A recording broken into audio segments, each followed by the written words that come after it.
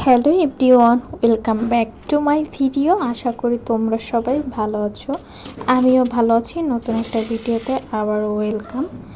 তো সবাই হয়তো ভাবে আমরা ঢাকায় থাকি, বসে বসে খাই, মুখের কাছে সব কিছুই চলে আসে। এই ধারণা নিয়ে যারা চলো বা ধারণা নিয়ে থাকো, তাদের চিন্তা ভাবনা একদমই ভুল। এখন হচ্ছে রাত প্রায় 10:30টার মতন বাজে। তো মনে পড়লো যে সকালে খাবারের কোনো কিছুই নাই, আর রাত্রে যেহেতু পড়াশোনা করে ঘুমাতে হবে, মানে সকালবেলা ঘুমাবো, তো উঠে তো ক্ষুধাই লাগবে। আর হাবিজাবি খেয়ে তো আর পেট ভরে না। তো ফ্রিজ থেকে বের করে নিলাম চেলা মাছ। আমাদের খুলনায় যে ছোট ছোট মাছগুলো পাওয়া যায়, আর সাথে পুঁই শাক। তো আজকে চেলা মাছ দিয়ে পুঁই শাক দিয়ে রান্না করব।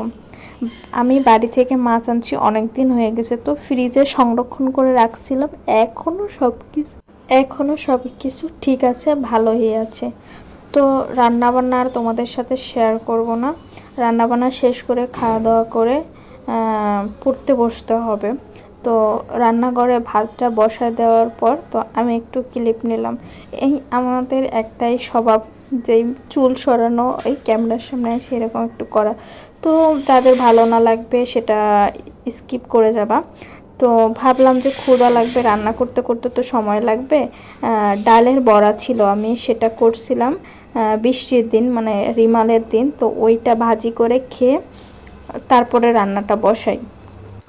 রান্না শেষ হইতে অনেকটা সময় লাগবে, এক চুলা। তারপর আবার হচ্ছে ভাত রান্না করতে হবে, তরকারি রান্না করতে হবে, মাছ ভাজি করতে হবে। রান্না করতে তো আর মানে বললেই তো হয় না, তাড়াতাড়ি হয়ে যাবে এমন তো না। তো ওটা খাওয়া দাওয়ার পর রান্নাও শেষ করলাম। শেষ করে নিজের পড়া পড়তে হবে, যেহেতু মাঝখানে একদিন বাদে আমার এক্সাম, তার কারণে পড়াশোনা না করলে তো হবে না। তাই পড়তে বসছি।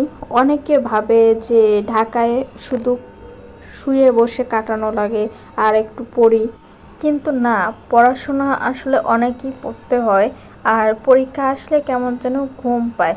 তো আমাকে একজন একটা কমেন্টস করছিল, আমি কমেন্টসের রিপ্লাই ভিডিওটা কিছুদিন পরে দিব, আমার পরীক্ষাটা শেষ হোক তারপর। যে মানুষ আসলে না জেনে না শুনে অনেক কিছু জাজ করে বা অনেক কিছু বলে, এটা তার পার্সোনাল ব্যাপার, সে এই ব্যাপারে বা যেটা বলছে।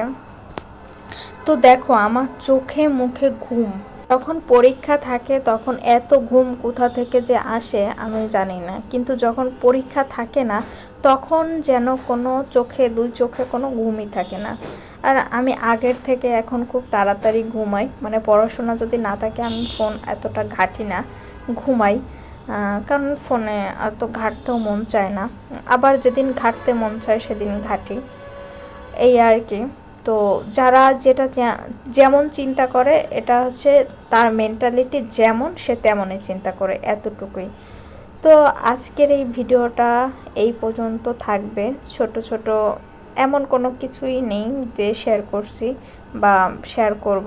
তোমরা ফ্রিজে বক্সে করে মাছ সংরক্ষণ করতে পারো, এতে ফ্রিজটাও পরিষ্কার থাকে আর ফ্রিজটা নোংরাও হয় না।